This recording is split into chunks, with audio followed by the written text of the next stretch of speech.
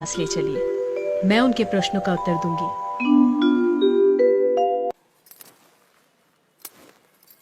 राजन, मैं प्रमाण देने के लिए तैयार हूं, पर उससे पहले मैं कुछ चाहती हूं। क्या चाहिए? थोड़ा दूध।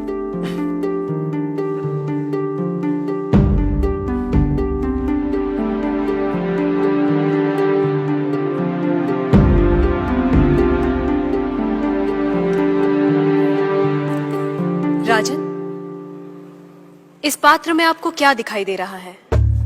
दूध? क्या दूध के अलावा कुछ और दिखाई दे रहा है? नहीं। पर मुझे तो मक्खन भी दिखाई दे रहा है। क्या आपको मक्खन दिखाई दे रहा है?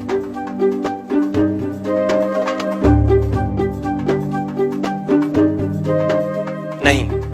पर राजन, क्या इसमें मक्खन नहीं है?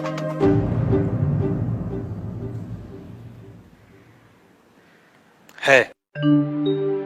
जैसे दूध के कण कण में मक्खन है, मक्खन के कण कण में घी है, वैसे ही ईश्वर सृष्टि के कण कण में भिन्न भिन्न रूपों में है, जो है पर दिखाई नहीं देता।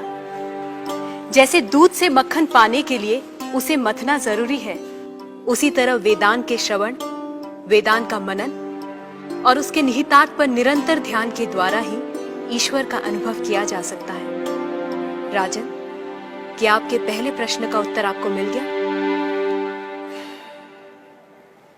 मैं मान लेता हूं, पर वो किसे देख रहा है? किस ओर देख रहा है? क्या मुझे एक जलती हुई मोमबत्ती मिल सकती है? राजन, ये रहा आपके दूसरे प्रश्न का उत्तर। प्रकाश की ये लौ कहां देख रही है? किसे देख रही है? ये सभी को देख रही है। सभी और देख रही है। राजन, जिस तरह इस मोमबत्ती का प्रकाश चारों ओर फैला हुआ है, उसी तरह ईश्वर की चेतना चारों ओर फैली हुई है, और उसी चेतना के कारण हम चलते हैं, बोलते हैं और सुनते हैं। जैसे ये प्रकाश सभी ओर देख रहा है, वैसे ही ईश्वर सभी ओर देख रहा है।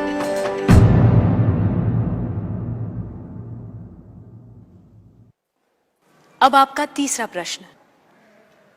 वो इस समय क्या कर रहा है? राजन, इस समय मैं आपके प्रश्नों का उत्तर दे रही हूं, इसलिए मैं तुम्हारी गुरु हूं और तुम मेरे शिष्य। पर मैं खड़ी हूं और तुम बैठे हो। यदि अपने प्रश्न का उत्तर चाहते हो तो तुम्हें मुझे अपना आसन देना होगा।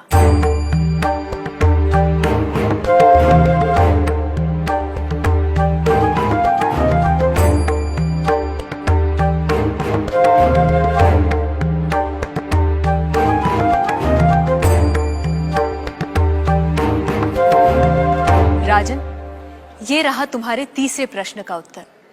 कुछ देर पहले आप सारे मंदिरों से मूर्तियां हटवाने का विचार कर रहे थे। इस समय आप ईश्वर के बारे में फिर से विचार करने लगे हैं। आप मेरे स्थान पर खड़े हैं और मैं आपके सिंहासन पर बैठी हूं। इधर एक राजा को सामान्य नागरिक का स्थान और एक सामान्य नागरिक को राज सिंहासन दे सकता है, ये आप देख रहे हैं। आप मेरे स्थान पर और मैं आपके स्थान पर बैठी हूं। ईश्वर इस समय ये करवा रहा है, उस अनंत और असीमित शक्तियों के स्वामी, जिसने ये सुंदर, अद्भुत, विस्मयकारी और महान संसार रचा है, जिसमें सूर्य, चंद्र, तारे, ग्रह, नक्षत्र अपने अपने स्थान पर स्थिर और गतिमान है, जिसके कण कण में एक व्यवस्था है। ऐसे शब्दों और ज्ञान से परे ईश्वर के लिए क्या संभव है? कहिए राजन, क्या मंदिरों से मूर्तियां हटवाई जाएं?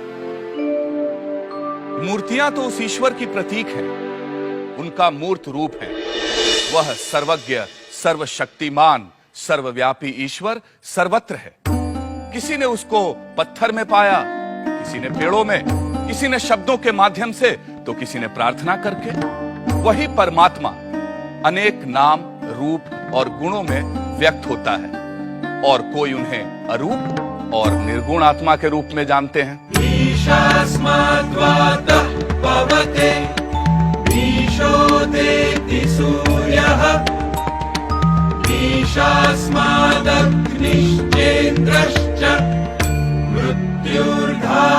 इति पञ्चम इति